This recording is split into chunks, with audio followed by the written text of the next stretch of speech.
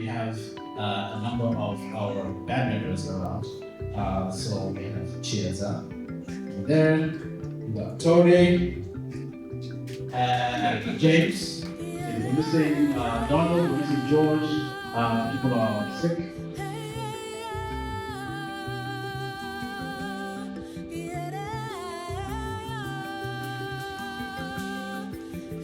This style of music, or like the band is not a Zimbabwean music band, but kind of like a fusion band. So I do my best. But having gone to Zimbabwe now, I feel way better about what's going on.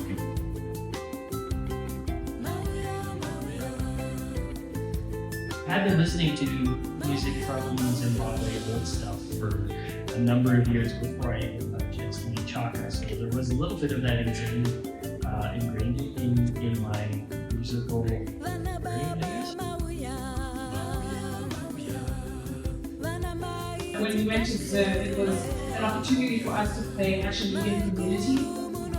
And so we started singing this song, and in typical Zimbabwean music style, people just started adding verses, like they added their own verses. It just took an entire life of its own.